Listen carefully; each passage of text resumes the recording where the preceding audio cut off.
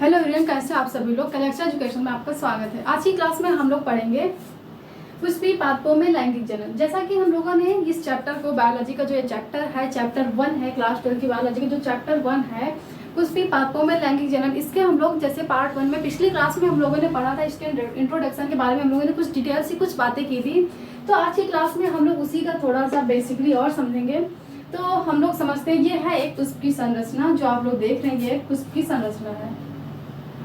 पुष्प की संरचना,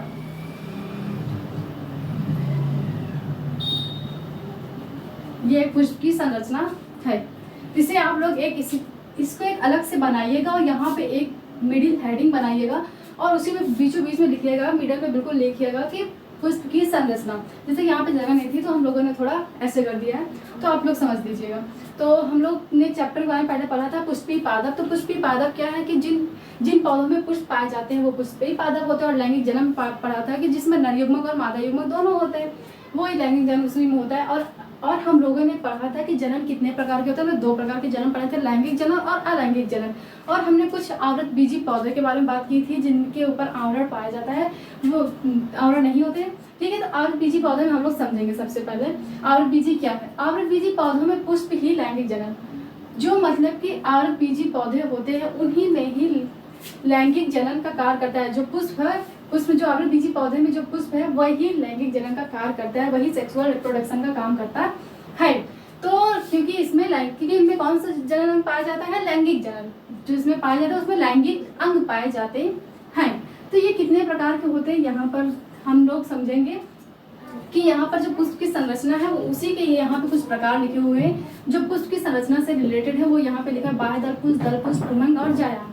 तो आप लोग पुष्प की संरचना में समझिए कि जो यहाँ पर एक लिखा हुआ है, यहाँ पर एक है पुष्पासन। जैसे कि हमें आपको एक फूल दे रहे हैं, जैसे फूल दे रहे हैं और यहाँ पे ये इसकी डंडी है और यहाँ पे जहाँ पे एक फूल टिका होता है। आपने कोई भी फूल देखा होगा कि जैसे कि यहाँ पे एक ऐसे गुम्बद के आकार में होता है जो पूरे फूल को थामे होता है और यहाँ से उसकी पत्तियां होती है। गुलाब को देखा होगा आपने कि उसको जब वो कली होती है तो उसको ऊपर से एक लंबे लंबे कुछ ऐसे जकड़े होते हैं, ग्रीन कलर में होते हैं। तो नीचे पर एक ऐसे गुम्बद के आकार में होता है, तो वो क्या होता है, पुष्पासन। तो यही क्या है, पुष्पासन। ठीक है। और जो हमने बताया कि जो जैसे गुलाब है, गुलाब पे एक कलरफुल पंखुड़ियाँ जैसी होती हैं और उनके ग्रीन कलर की जब वो कली होती है तो उसको ऐसे ढक कर रखते हैं। मीन्स कि ऐसे जो ग्रीन कलर के होते हैं ऐसे ढक कर रखते हैं। वो क्या होते हैं, बाह्य दल पुंज, क्योंकि वो बाहर की तरफ जब एक हो तो उसे बाह्य दल बोलते हैं। जब एक ढक कर रखे तो उसे क्या कहते हैं, बाह्य दल। लेकिन जब कई सारे हो तो उसे क्या बोलते हैं, बाह्य दल पुंज। अब आप लोग ये समझिएगा कि यहाँ पे जो ये पंखुड़ियाँ लगी हुई हैं, जैसे कि आपने गुलाब के पेड़ देखे हो, गुलाब का फूल जो आपने देखा होगा उसमें कलरफुल पंखुड़ियाँ होती हैं, जो मतलब कि ऐसे कलर से बहुत सारी होती है, उसे हम लोग बोलते हैं दलपुंज। जो बहुत सारे रेड कलर की होती हैं, गुलाब जितने भी कलर के होते हैं और कई सारे फूल हैं जो कलरफुल होते हैं, तो उसमें दलपुंज। ठीक है, उन्हें क्या बोलते हैं, दलपुंज। और जो जिसमें बहुत सारी पंखुड़ियाँ होती हैं, बहुत सारी पंखुड़ियों का समूह होता है, जैसे गेंदा भी हो गया, सूरजमुखी हो गया, इनमें कई सारी पंखुड़ियाँ होती हैं, तो उसे हम लोग उसे हम लोग दलपुंज बोलते हैं। और जिनमें की पंखुड़ियाँ ज़्यादा नहीं होती, उसमें जिनमें पंखुड़ियों की मात्रा कम होती है क्या बोलते हैं, उस जब केवल एक हो तो उसे क्या बोलते हैं हम लोग, दल। ठीक है। अब हम लोग समझेंगे जायाम। ये जायाम को हम लोग स्त्री केसर कहते हैं। तो जायांग हम लोग बताते हैं क्या है। ठीक है। और पुमंग मतलब कि पुंकेसर। तो अब आप लोग समझिए कि जायाम और पुमंग क्या है। तो सबसे पहले हम लोग इधर पुमंग और जायाम लिखेंगे।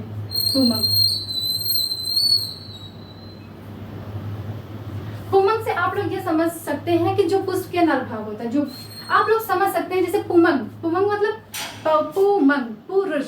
ठीक है। तो पुमंग क्या है,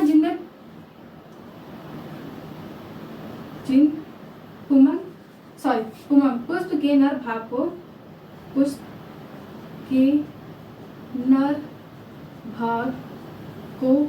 पुमंग कहते हैं। पुष्प के नर भाग को पुमंग कहते हैं। जो पुष्प का नर भाग होता है उसे पुमंग कहते हैं।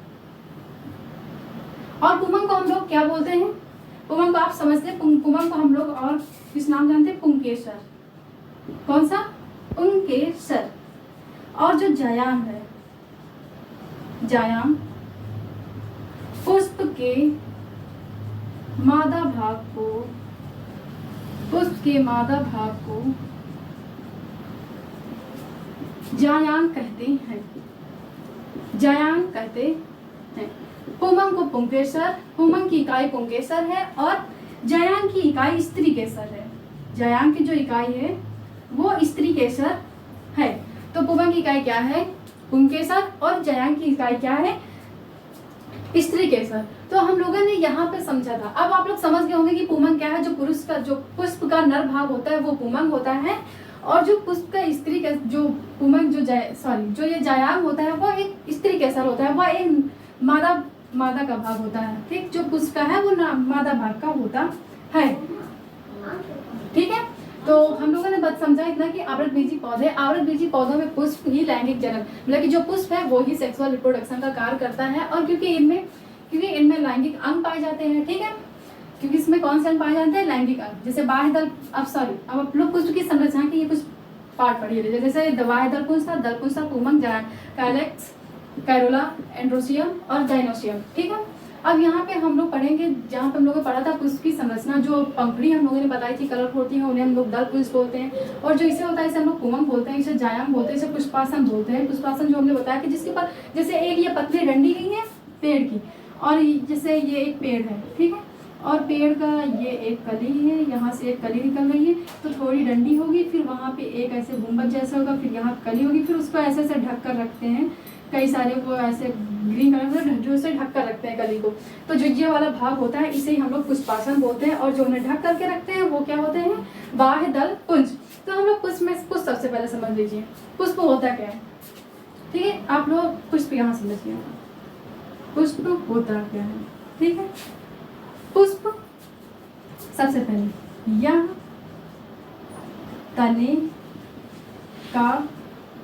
तने का रूपांतरित प्ररोग है, यह तने का रूपांतरित प्ररोग है।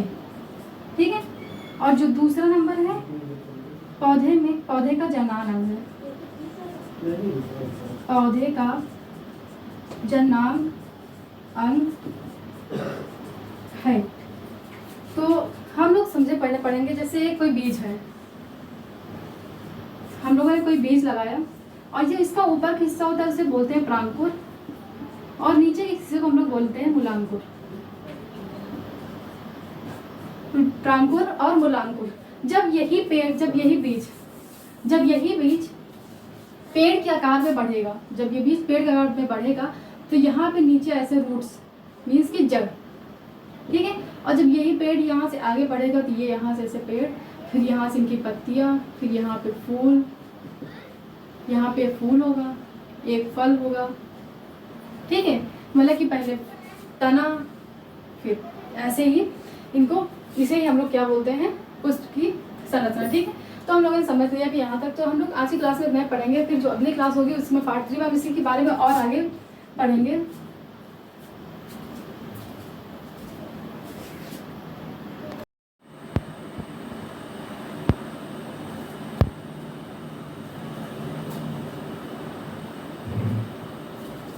हेलो फ्रेंड, कैसे हैं आप सभी लोग? कलेक्शन एजुकेशन में आपका स्वागत है। आज की क्लास में हम लोग पढ़ेंगे क्लास 10th की बायोलॉजी, चैप्टर नंबर 1, पुष्पीय पादपों में लैंगिक जनन। तो सबसे पहले हम लोग ये समझेंगे पुष्पीय पादपों में जो लैंगिक जनन है वो क्या है। तो सबसे पहले चैप्टर से ही हम लोग समझेंगे पुष्पीय पादपों। तो पुष्पीय पादपों मतलब कि जिनमें पुष्प पाए जाते हैं, जिन पौधों में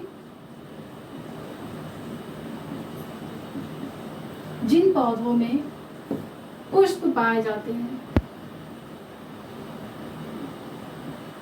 पुष्प पाए जाते हैं। तो मतलब कि जो पुष्पीय पादपों है, हमें उसी से समझ में आ रहा है कि पुष्पीय पादपों मतलब कि जिन पौधों में पुष्प पाए जाते हैं वो क्या होते हैं? पुष्पीय पादप। हमें चैप्टर से ही समझना है। और लैंगिक जनन, हमें लैंगिक जनन समझना है। लैंगिक जनन क्या है? जो नर युग्मक और मादा युग्मक दोनों मिलकर जो नई संतान बनाते हैं उसे क्या कहते हैं? लैंगिक जनन। जो नर युग्मक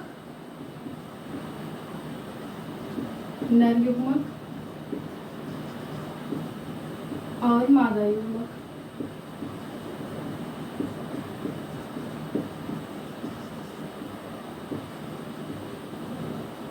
मिलकर जो संतान बनाते हैं। ठीक है, मतलब कि जो नर युग्मक होता है और मादा युग्मक होता है वही होता है। ठीक है, तो लैंगिक जनन में सबसे पहले समझिए, लैंगिक जनन में नर युग्मक और मादा युग्मक दोनों होते हैं। इतना समझिए केवल कि लैंगिक जनन में नर युग्मक और मादा युग्मक दोनों होते हैं। सबसे पहले समझेंगे जनन। जनन है क्या? जनन क्या है? तो जनन क्या है समझिए। जनन मतलब कि समझिए इधर, जो अपने जैसे, जो अपनी पीढ़ी चलाने के लिए, जो अपनी पीढ़ी चलाने के लिए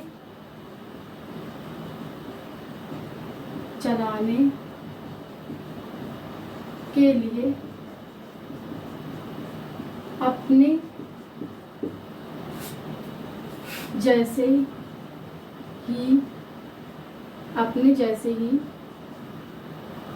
समान संतान उत्पन्न करना ही लैंगिक जनन कहलाता है। जनन कहलाता है। तो सबसे पहले हम लोगों ने चैप्टर का नाम क्या पढ़ा? पुष्पीय पादपों में लैंगिक जनन। चैप्टर कौन सा है? चैप्टर 1। तो चैप्टर 1 में क्या है? पुष्पीय पादपों में लैंगिक जनन। तो सबसे पहले हम लोग पढ़ेंगे, जैसे कि हमने चैप्टर के नाम से ही पता चल रहा है कि पुष्पीय पादपों मतलब कि जिन पौधों में पुष्प पाए जाते हैं वो क्या होते हैं? पुष्पीय पादप। और जो लैंगिक जनन है, लैंगिक जनन में जो नर युग्मक और मादा युग्मक दोनों ही होते हैं। ठीक है, तो हम लोग यहाँ जनन क्या समझेंगे? जो जनन है, सबसे पहले हम लोग जनन समझेंगे। जनन क्या है? जो अपनी पीढ़ी चलाने के लिए अपने जैसी समान संतान उत्पन्न करते हैं। जो अपनी पीढ़ी चलाने के लिए अपने जैसी समान संतान उत्पन्न करते हैं, वो ही क्या कहलाते हैं? जनन। तो हम लोगों ने जनन समझा। अब सबसे पहले हम लोग ये समझेंगे जनन होते कितने प्रकार के। जनन कितने प्रकार के होते हैं? तो सबसे पहले जनन 2 प्रकार के होते हैं। एक होता है लैंगिक जनन,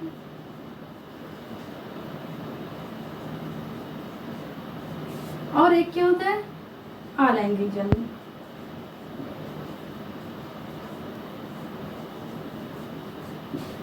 लैंगिक जनन जैसे अभी हमने समझाया था कि जब दो लोग मिलकर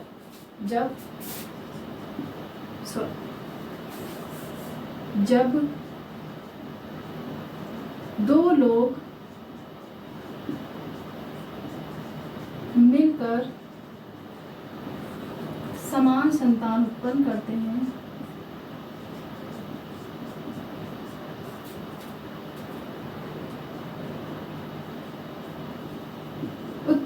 हैं, लैंगिक जनन कहलाता है। लैंगिक जनन कहलाता है। और अलैंगिक जनन समझिए। अलैंगिक जनन क्या है? बिल्कुल बेसिक से समझिए आप लोग इस चैप्टर को कि कैसे लैंगिक जनन और अलैंगिक जनन। जब अकेले संतान उत्पन्न हो, जब अकेले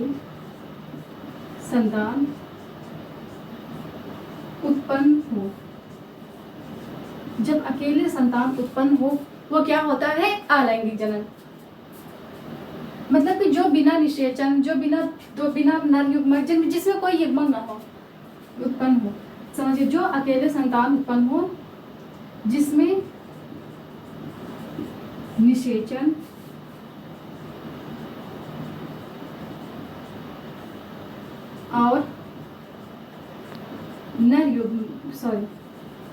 और युग्मक ना हो, जिनमें युग्मक ना हो, वो हमारा क्या कहलाता है? अलैंगिक जनन। तो अलैंगिक जनन हम लोग फिर से सबसे पहले लोग शुरू से समझते हैं। चैप्टर 1 में का नेम क्या है? पुष्पीय पादपों में लैंगिक जनन। तो हम लोगों ने सबसे पहले समझा जो पुष्पीय पादप है उन्हें हम लोग सबसे पहले कैसे समझेंगे? पुष्पीय पादप क्या है? जिन पौधों में पुष्प पाए जाते हैं उन्हें हम क्या कहते हैं? पुष्पीय पादप। और लैंगिक जनन क्या होता है? जिनमें नर युग्मक और मादा युग्मक दोनों हो। जैसे कि जनन जो अपनी पीढ़ी चलाने के लिए जनन है। जैसे जनन 2 प्रकार का होता है, हमने बताया है। जनन क्या है?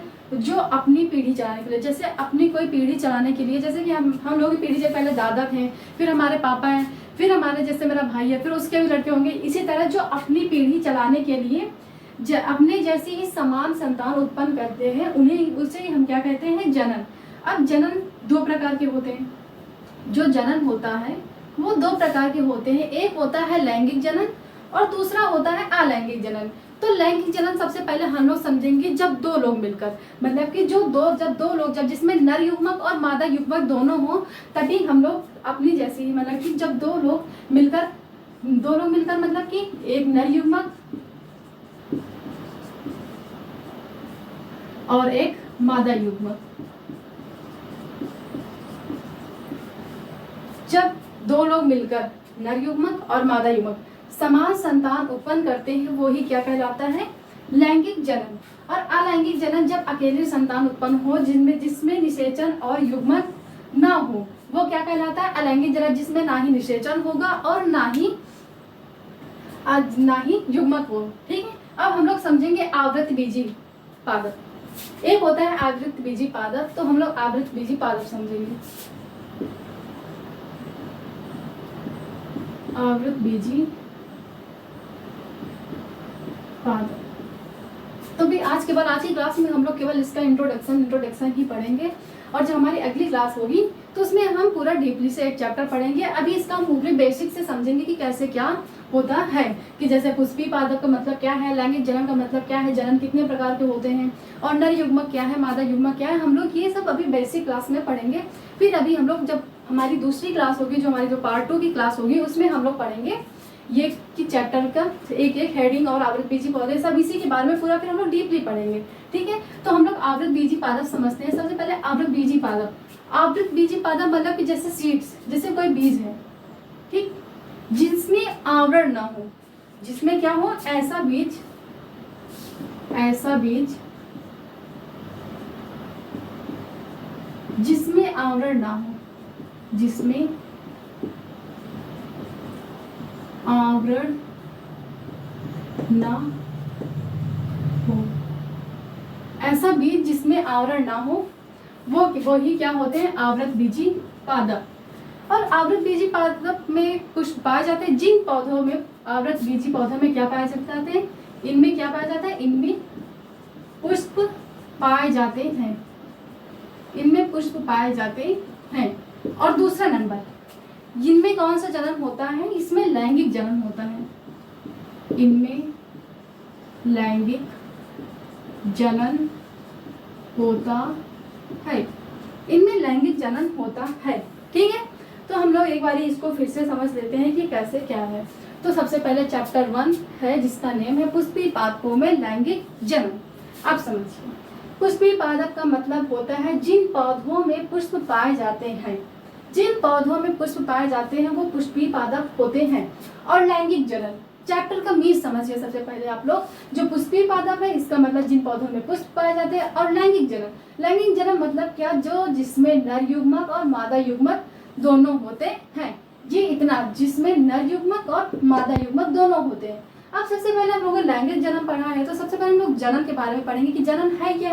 तो जनन के बारे में हम लोग पढ़ेंगे जो अपनी पीढ़ी चलाने के लिए अपने जैसे ही समान संतान उत्पन्न करना ही जनन कहलाता है। अब जैसे जनन, ठीक, हम लोगों ने समझ लिया।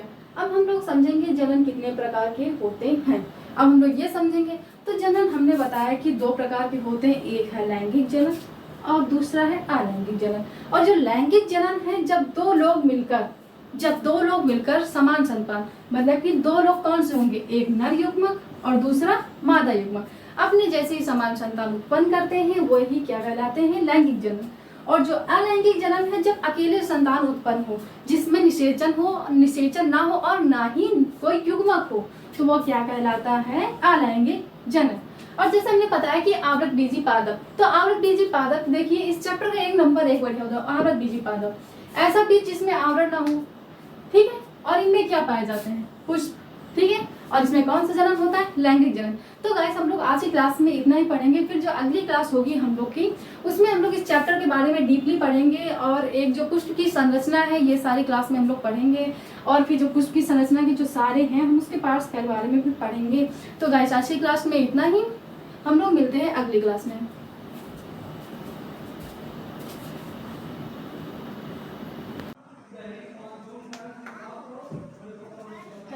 आप सभी लोग कलेक्शन एजुकेशन में आपका स्वागत है। आज की क्लास में हम लोग पढ़ेंगे पुष्पी पादपों में लैंगिक जनन। जैसे कि हम लोगों ने पार्ट 1, पार्ट 2, पार्ट 3 में पुष्पी पादपों लैंगिक जनन से रिलेटेड हम लोगों ने कुछ बातें की थी।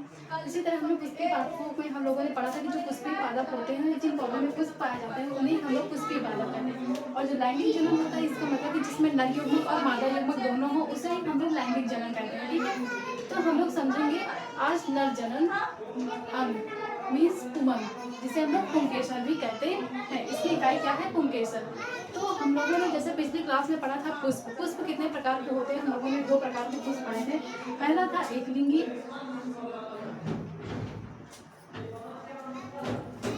दूसरा था द्विलिंगी।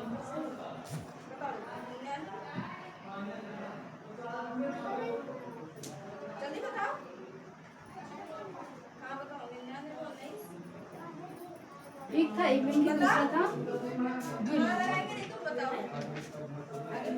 एक था एकलिंगी, दूसरा था द्विलिंगी। एकलिंगी में क्या था? जिन पौधों, जिन पुष्पों में केवल नर युग्मक मीन्स के जिसमें केवल नर या मादा में से कोई एक पाया जाए, उसे हम लोग एकलिंगी कहते थे। और द्विलिंगी में क्या था कि जिसमें हम लोग केवल जिसमें हम नर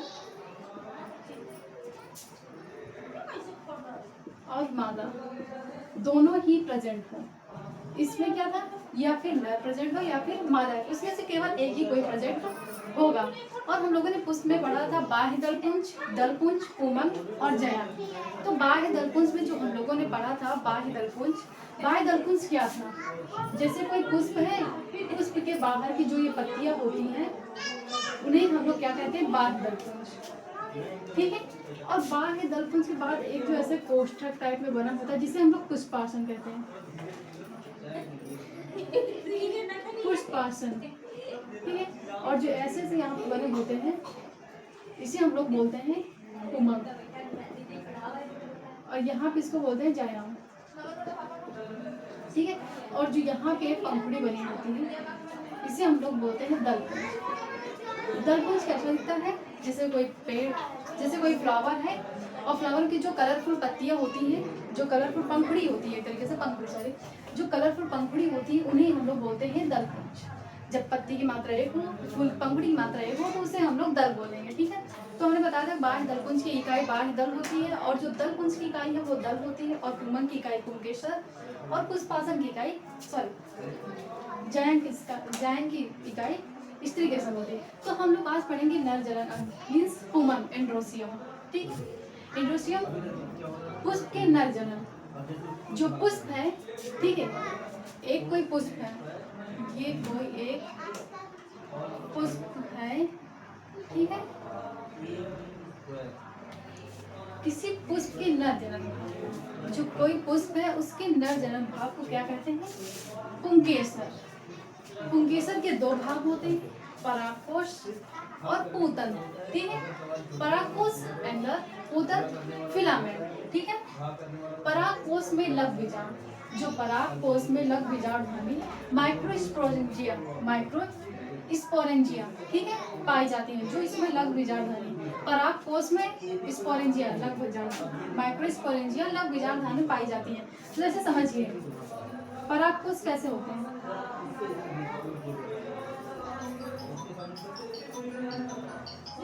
ठीक है, इन्हें हम बोलेंगे जब इनकी कई सारी मात्रा हो, तो इन्हें परागकोश बोलेंगे। ठीक है, अब जैसे ये परागकोश है,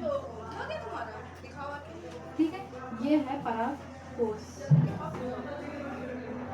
और ये है जैसे एक इंसान का ये सर, ये है सर, और ये है धड़। ठीक है, तो इसे जोड़ने का काम कौन कर रहा है? गर्दन। ठीक है, तो इसी तरह इनको जो जोड़ने का काम करता है उसे हम लोग क्या बोलते हैं? योजी। क्या बोलते हैं? योजी।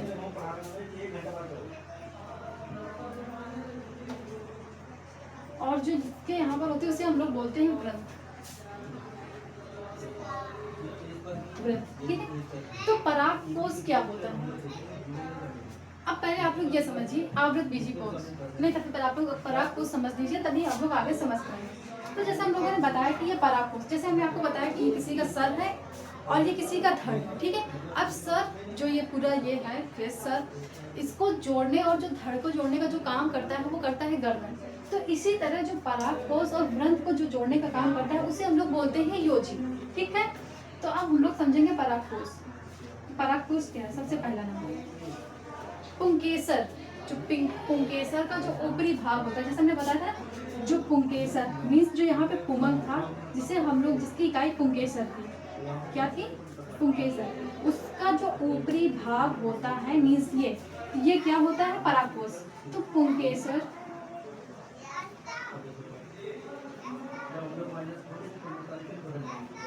के ऊपरी फूले हुए भाग को ऊपरी फूला हुआ भाग ऊपरी फूला हुआ भाग क्या कहलाता है? परागकोश। परागकोश कहलाता है। दूसरा नंबर द्विपालित होता है। समझिए, जो परागकोश होता है वो द्विपालित होता है। जैसे आप लोगों ने कबड्डी खेलोगे ना, जैसे कोई कबड्डी खेलने का एक मैदान है, ठीक, तो उसके खेलने के दो पार्ट होते हैं, बीच में एक ऐसा लाइन होती है, एक ये पार्ट एक ये पार्ट। तो इसीलिए जो परागकोश होता है वो कैसा होता है? द्विपालित होता है। द्विपालित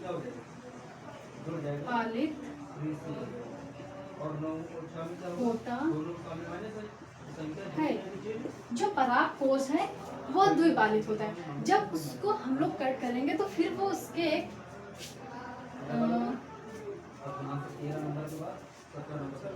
ये एक चतुष्कोणी होता है। कैसा होता है?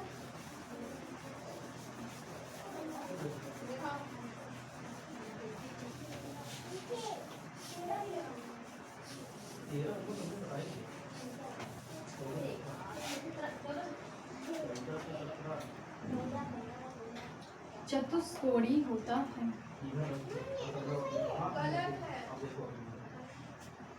चतुष्कोणी मतलब समझ लें, चार कोनों वाला। चार कोनों वाला। चार नंबर। इसके चारों तरफ छोटी छोटी सी थैली आकार के, जिसे मतलब कि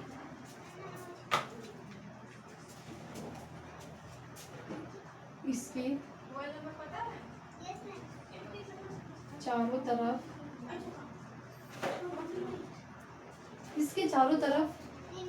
जो इसके चारों तरफ होती है थैली, इसके चारों कोनों में, इसके चारों कोनों पर छोटी छोटी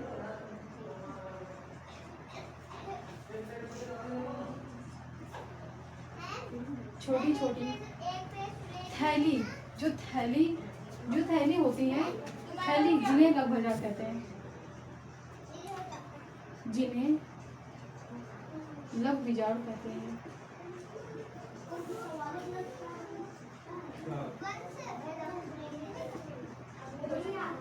समझिए, सबसे पहले हम लोगों ने पढ़ा नर जनन अंग, जिसे हम लोग पुमंग कहते हैं। ठीक है, पुमंग की जो इकाई होती है उसे हम लोग पुंकेसर बोलते हैं। पुंकेसर, जैसे पुष्प की नर जन्म भाग को पुंकेसर कहते हैं। जो पुष्प का नर जन्म भाग है उसे हम लोग पुंकेसर कहते हैं। पुंकेसर के दो भाग होते हैं। परागकोश, उदर। परागकोश में लग बीजाणुधारी माइक्रोस्पोरेंजिया पाई जाती है, जिनमें परागकण का निर्माण होता है। ठीक है, जिनमें परागकण का निर्माण होता है।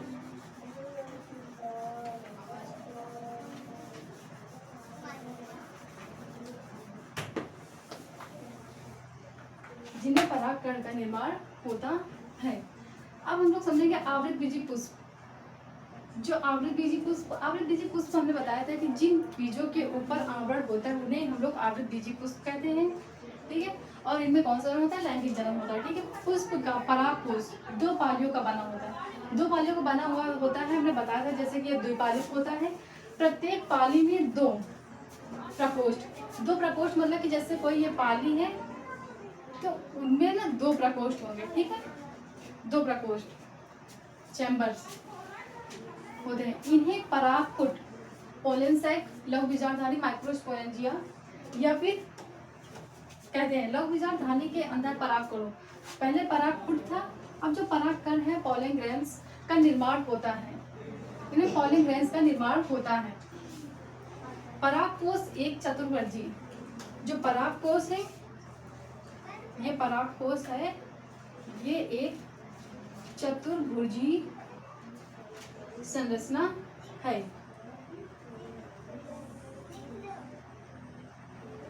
परागकोश एक चतुर्भुजी संरचना है। इसके चारों कोनों पर ये देखो, इसके चारों कोनों पर लघु बीजाणुधानी होती है।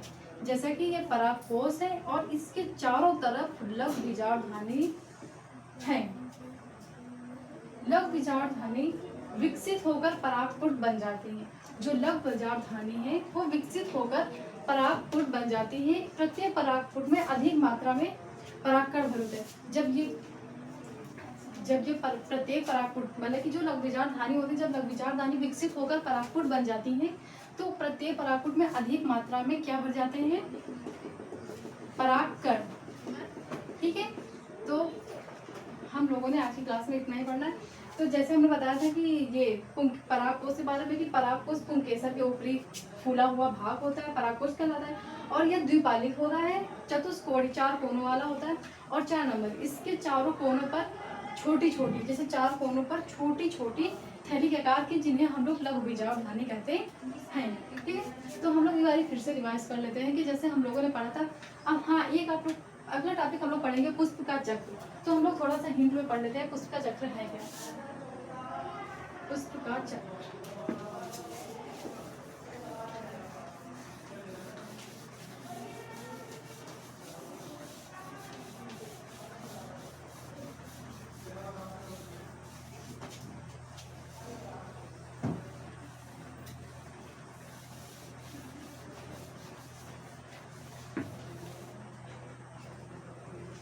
पुष्प का चक्र जो हमारा अगला टॉपिक होगा वो होगा पुष्प का चक्र। पुष्प के चक्र में हम लोग क्या पढ़ेंगे, पुष्प के 4 चक्र हैं। कितने? 4। First, second, third, fourth. जो फर्स्ट होगा वो होगा बाह्य दल पुंज, और जो सेकेंड होगा वो होगा दल पुंज, और जो 4th नंबर होगा वो होगा पुमंग, और फिर जयाम। बाह्य दलपुंज, दलपुंज, पुमंग और जयाम। तो समझिए, जैसे कोई पुष्प होता है, हमने बताया पुष्प के 4 होते हैं। ठीक है, पहला मैंने बताया बाह्य दलपुंज, दूसरा बताया दलपुंज, तीसरा बताया पुमंग और चौथा बताया जयाम। तो बाह्य दलपुंज कैसा होता है, मैंने बताया था कि जो बाह्य दलपुंज होता है, यहाँ पे बताएंगे, ये है बाह्य दलपुंज।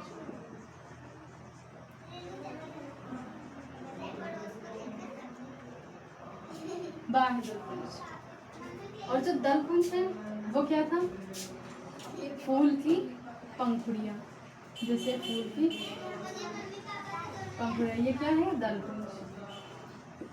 ठीक है, जो पंखुड़ियाँ होती है वो दलपुंज होती है, और जो पुमंग, जैसे आपने गुड़हल के फूल में देखा होगा कि ऐसे ऐसे करके निकली होती है, तो इसे हम लोग क्या बोलते हैं, पुमंग।